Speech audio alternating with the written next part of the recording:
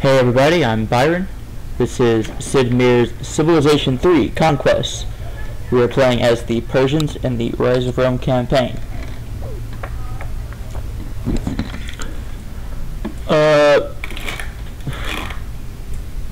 Yeah. You know the drill. Getting creamed. Barbarians are doing better than I am. Although I think I'm doing better than Carthage. But Rome is crushing me.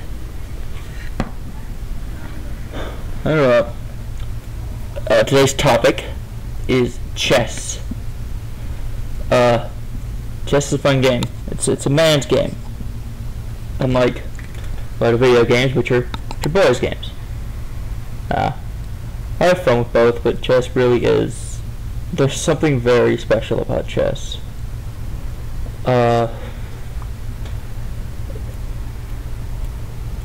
There's no random element. That's a fun thing about it.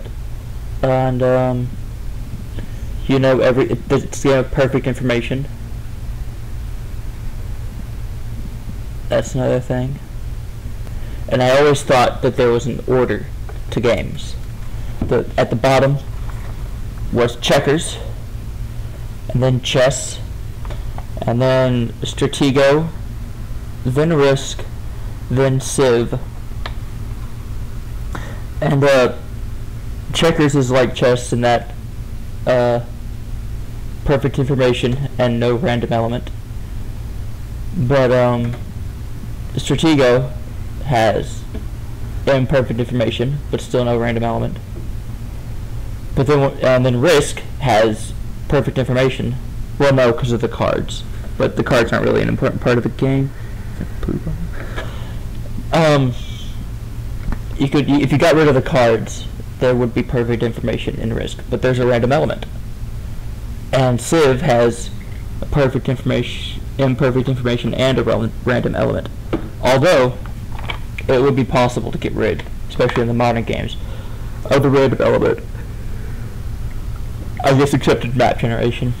But like in I may have talked about this before, but when you attack a guy, it can just do a fixed amount of damage. You know, it doesn't have to do between this much damage and this much damage based on a die roll. It does in this game because of such a low hit points. The hit points are so low that you sort of have to do it. But in the new games where you have 100 hit points, no, don't need to do it. So, of those games, chess is the most complicated one, with perfect information and no random element. Now, the game Go is a game I learned about after I made this sort of order in my head, and it's a pretty cool game. I may get into it at some point, but also, and it may be more complicated than chess. There was a thing in the news about AlphaGo. Maybe you read how a computer was finally able to play Go well, but I'll get to computers later. One of my least favorite parts of chess is the openings. Whenever I play chess, I just start sort of I don't do any openings. I just play the game. Of course, I do know something. They taught me some things in the chess club, because I'm cool like that. I was in the chess club as a kid.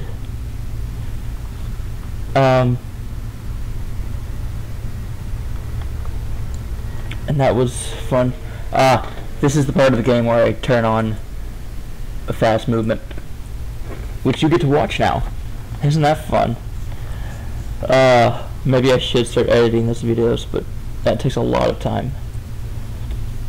And the main reason I'm doing this is just so I can play games and talk about stuff.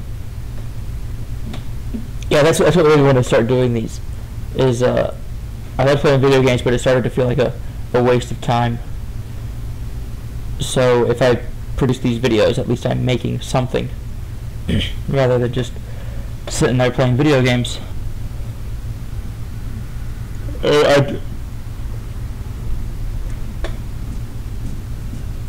don't like to study openings.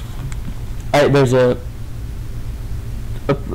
my name here is I am Byron. It's my catchphrase, and I am means international master in chess. And there was a international master, Byron, named Byron, and I got one of his books about openings. That was cool. And one thing that makes openings more fun is 960. It's basically a randomized chessboard. That makes it more fun. Where you don't have to study openings because you can't, and you know your opponent isn't. When you play a game against, when you're someone who hasn't studied openings against someone who has studied openings, then you're at a disadvantage. But in 960, neither one can really study the openings. And of course, I do know some basic openings, like just move the pawn up 2, then develop your pieces. Move the king's pawn up 2, and then develop your pieces.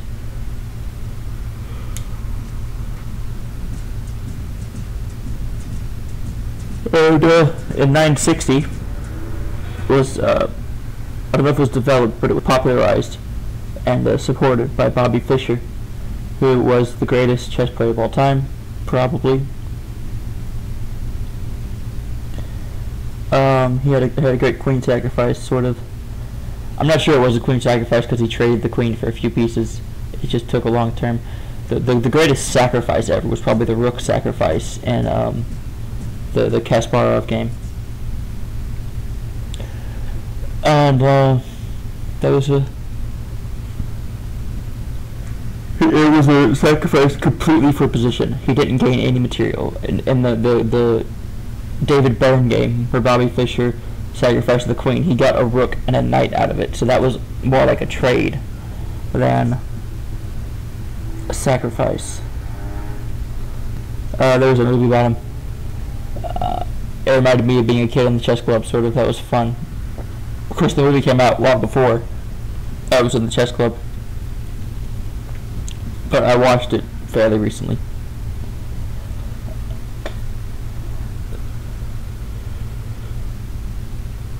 Bobby Fischer famously went crazy.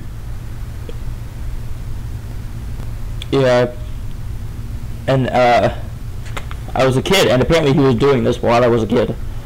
But I love Bobby Fischer as a kid. There was a book about him. I read about him. I never saw the movie, even though I think the movie came out when I was a kid. But he never. I didn't know about his craziness, but the adults may have around me who knew that I liked Bobby Fischer, and I wonder how they felt about that. And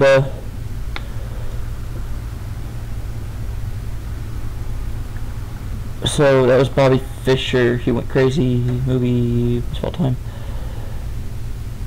He became anti-Semite. He supported Bin Laden, and he was basically and he violated sanctions against some I think Yugoslavia. And for I forget what happened. I forget quite what happened, but he was stripped of his passport and he was arrested in Tokyo, and then they found refuge in Iceland because he played a great game once in Reykjavik. So Iceland accepted him, and he died there.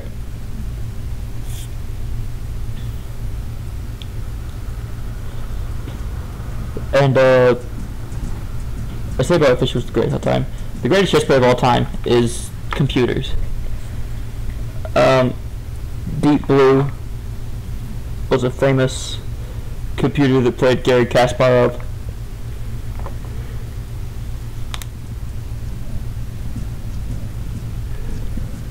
And the story of Deep Blue versus Garry Kasparov is it's a man versus machine story. And these stories happen a lot, and they have a basic formula, I think, and that is that when a man faces a machine, the machine always wins, but the man always does better than you expect him to. and that's I think the Rocky movie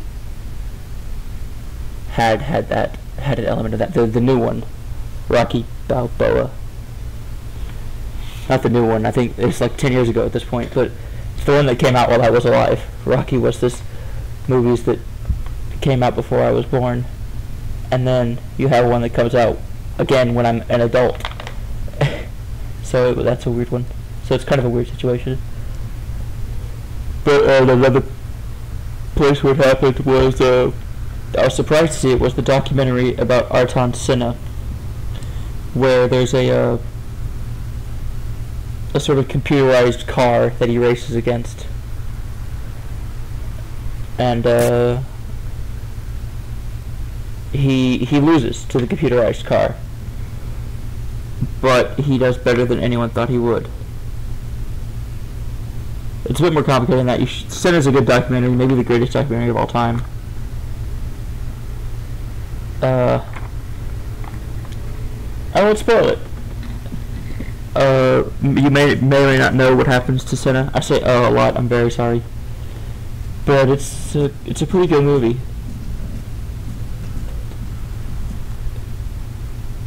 And so nowadays, computers are the chess champion.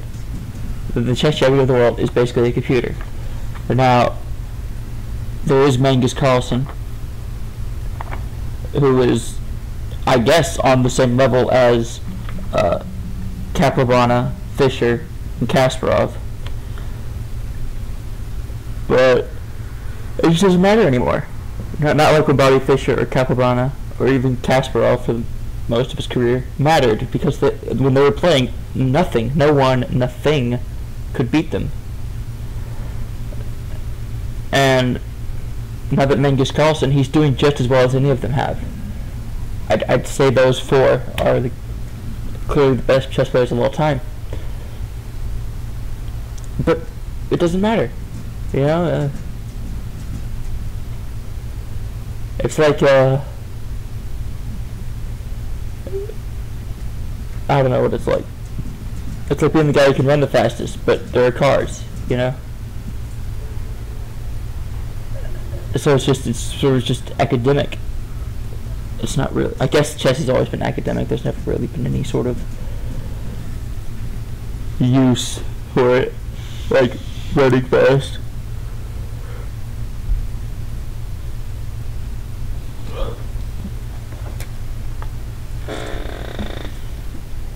I'm attacking Egypt now, just trying to get some points, because I think I'm gonna lose. And yeah, this quick speed is definitely better. It's quick movement. I think the animations still happen. Yeah, the animations still happen. I remember, and I can still see the other guys moving. Because I'm always worried when I turn off, when I start on the animations, that I'll miss something. Like they'll move their guys right up to my capital. No, miss that. I played a Civ. One of the fun things in Civ 4 is the Road to War scenario about World War II. And I was playing as the Americans in the Pacific Campaign, and I went to I was island hopping, you know,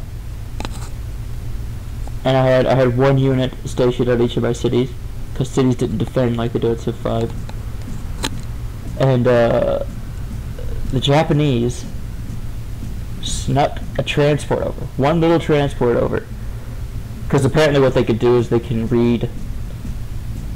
And that's sort of a way you can cheat in Civ 3. Is the computer can actually see where your units are. So if it sees that you have a city that's undefended or lightly defended, it'll target that city, even if it can't actually see them.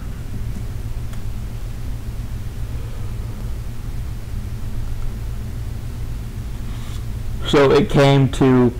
You only had half the U.S. in the scenario, The other half was in the Europe campaign. So the Japanese came over and they just burned down the western United States while I was winning the game. It's frustrating. But hey, it's what happens.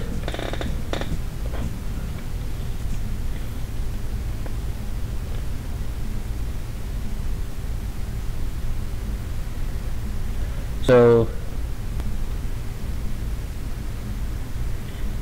maybe I should have done this earlier on. Attack the Japanese, the Egyptians. Anyway, back to chess. I'm going to talk about the pieces. The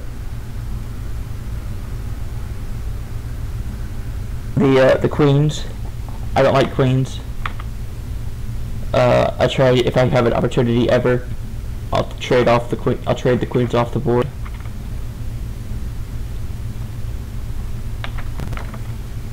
And the reason I don't like queens is because I really like rooks. They are my favorite chess piece. See, do you have a favorite chess piece? I do. It's the rook. I like how they team up, and their movement is fairly simple but powerful.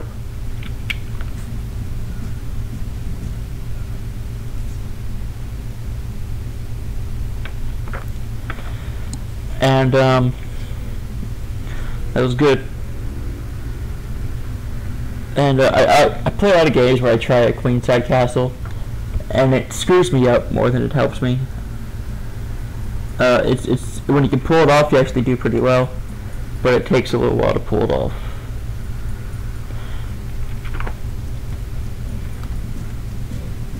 And bishops and knights.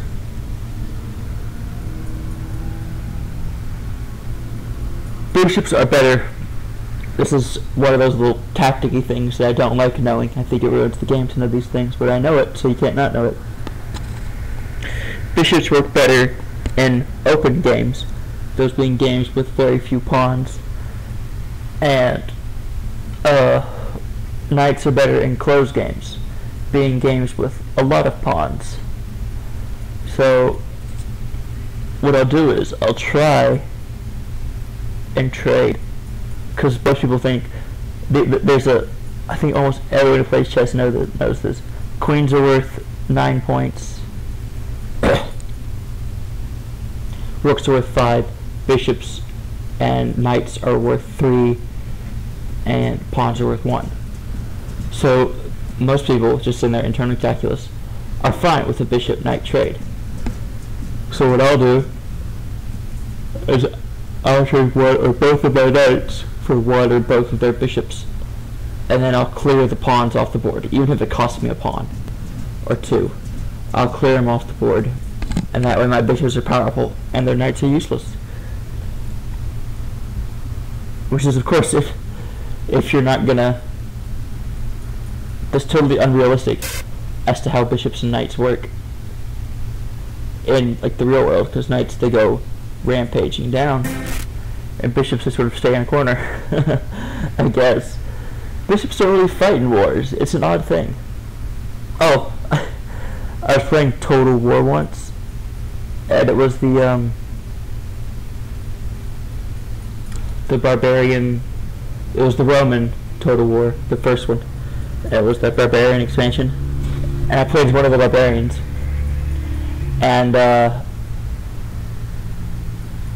I was attacking a Roman city. I had this one guy, there was this unit that was just one guy, and he came out, and he just sort of running along, and he came towards some of my units, and they all ran away screaming. And what it was it was the bishop in the church. They were like, apparently the barbarians were like afraid of his magic, and they all ran away screaming, and that made me laugh pretty hard.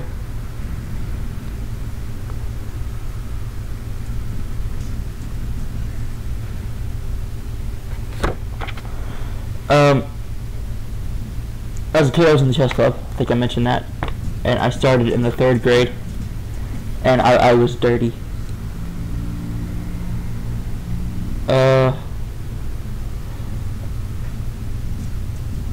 I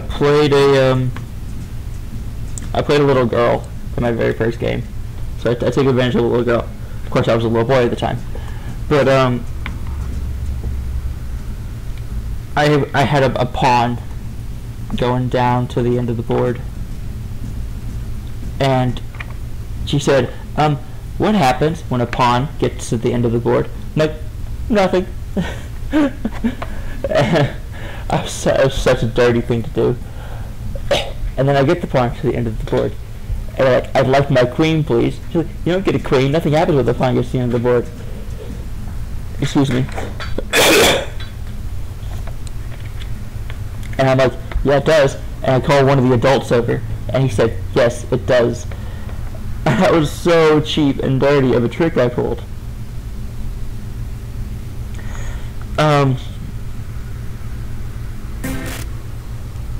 And I don't know. If it mattered, I'd be sadder. But since, you know, it's just a game, it doesn't matter. It's sort of funny to look back on. And one thing I do in games now is I'll take my king. They'll start attacking the king. People will start checking the king without any real plan. And so I'll take the king and I'll move it up a file, and I'll move it all the way down the board until my king is in their area. And I've done this 3 times in 3 different games I've played on the internet. I play a lot on the internet. I don't really find any people to actually play with. And 2 out of the 3 times I've done it, it's worked. I've won the game because it's so out there and weird. They really don't know how to deal with it.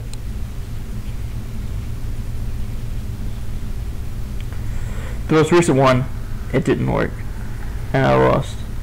I have one of the games recorded, so that's fun.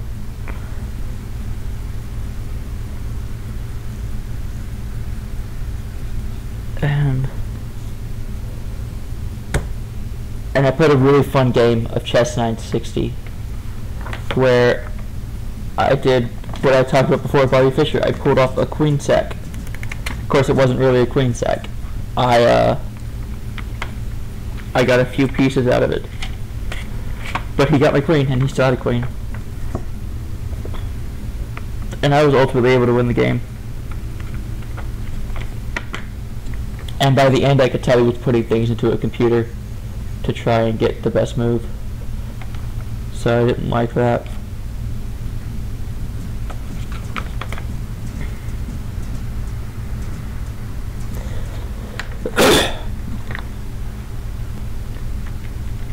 And he wouldn't give up, and he just kept going, even though I had him beat.